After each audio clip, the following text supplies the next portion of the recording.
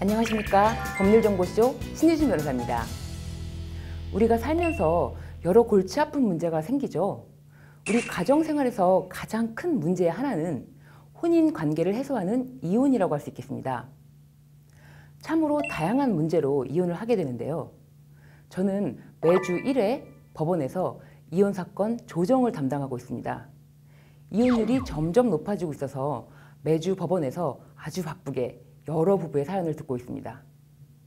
오늘은 이혼에 대해서 여러분이 평소 궁금하신 내용들을 정리해 보았습니다. 우선 우리나라는 이혼에 있어서 원칙적 유책주의로서 혼인 파탄의 책임이 있는 사람은 이혼 소송을 제기할 수 없도록 되어 있습니다. 이것이 무슨 말이냐면 혼인 관계에 있어서 잘못을 저지른 사람은 이혼 소송을 제기할 수 없다는 것입니다. 이에 반해서 파탄주의는 혼인 관계가 사실상 회복될 수 없을 만큼 파탄이 났다면 누구에게도 책임을 묻지 않고 이혼을 자유롭게 허용하는 제도를 말합니다. 우리나라는 원칙적 유책주의라는 점에서 법원에서는 이렇게 설명하는데요. 만약 유책 배우자가 이혼을 원한다면 상대방 배우자에게 진심 어린 마음으로 충분한 보상과 설득을 통하여 협의 이혼을 할 수 있는 길이 열려져 있으니까 법원을 통해서는 이혼 청구를 하지 말라는 것입니다.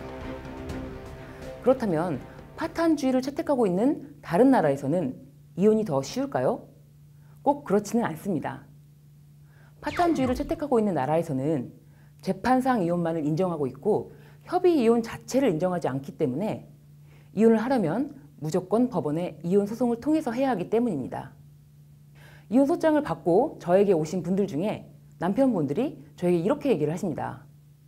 내 아내는 집에서 내가 벌어다 준 돈으로 쇼핑만 했지 혼인생활 하는 동안 밥도 한 번도 안 하고 살림도 하나도 안 했는데 무슨 재산 분할을 해달라는 것이냐, 세상에 이런 법이 어디 있냐, 이렇게 먼저 화를 내시는 분들도 있었고, 제 아내는 전업주부로 5년 동안 살림만 했는데 재산 분할로 얼마를 지급합니까? 이렇게 물으시는 분들도 있었습니다. 그나마 아내가 매일 집에서 밥도 하고 아이들도 챙기고 살림을 했다면 전업주부에게도 재산 분할을 해줘야 하는 것은 인정할 수 있겠고, 다만 그 액수에 대해서만 고민이 되시겠죠.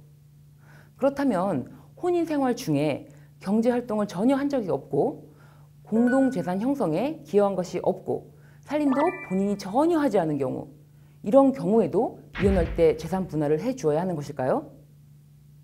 여기에 대해서 말씀을 드리자면 우리나라의 법 체계를 이해하여야 하는데요. 우리나라는 이혼 후 상대방 배우자의 생계 유지나 생활 보장에 대한 법률 규정이 전혀 없습니다.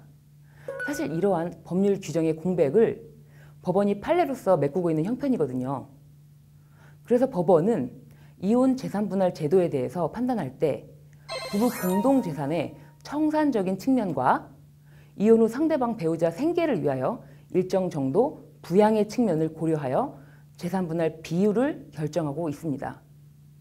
이 부양적인 요소를 고려한다는 것은 상대방 배우자가 이혼 후에도 혼인 중 생활을 어느 정도 유지할 수 있도록 하는 이혼 후 생활을 배려한다는 것입니다. 그러니까 부부 공동생활이 유지되는 동안에는 경제적 공동체를 이루었기 때문에 생계 유지가 가능했다면 이혼으로 인하여 이런 공동의 이해관계가 종료되어 해소되는 경우에도 상대방 배우자의 생계 유지에 필요한 금전을 지급해야 한다는 것입니다. 평생을 함께 하겠다는 약속으로 부부의 연을 맺었다가도 도저히 혼인 공동생활을 유지할 수가 없어서 남은 인생을 위한 선택으로 어쩔 수 없이 이혼을 하게 되는데 재산 분할 및 위자료의 금전적인 청산 문제만큼은 결혼할 때보다도 더 신중하여야 하겠죠. 그럼 이혼할 때 자녀가 있는 경우를 살펴보도록 하겠습니다. 사실 부부가 이혼을 하지 않기 위해 가장 노력하는 이유로서 미성년의 자녀들 때문이라고 할 수 있는데요. 그럼에도 불구하고 이혼을 결심하였다면 혼인 관계를 도저히 유지할 수 없는 중대한 이혼 사유가 발생하였기 때문이겠죠.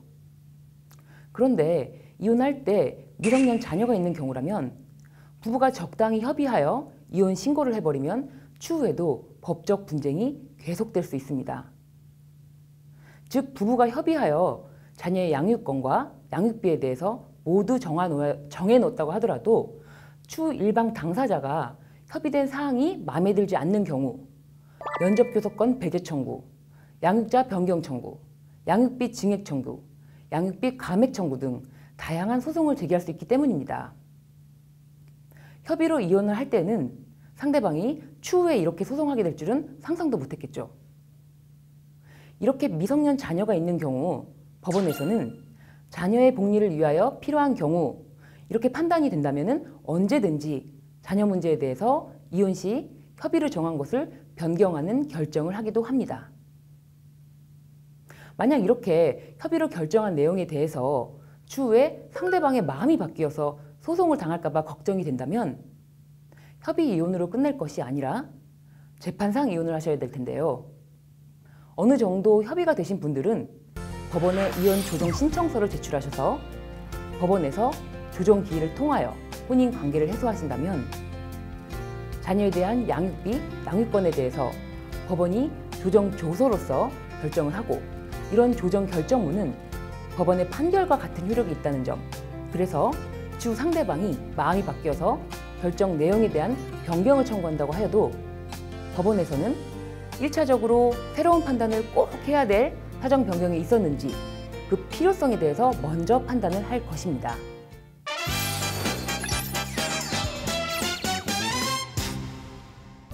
이번 주제인 인생의 가장 큰 고민, 이혼에 대한 키포인트는 막상 이혼을 결심하였다고 하더라도 혼자서 많은 것을 감당하고 결정하는 것은 매우 어려운 일입니다. 결혼할 때는 그나마 가족이나 친구들의 조언을 통해서 결혼 준비를 할 수 있었을 텐데요. 이혼할 때는 주변 지인들의 도움보다는 법률적인 도움도 필요하기 때문입니다. 만남은 신중하게, 헤어짐은 더 신중하게 하여야 하겠습니다. 지금까지 법률정보쇼 신유진 변호사였습니다. 감사합니다.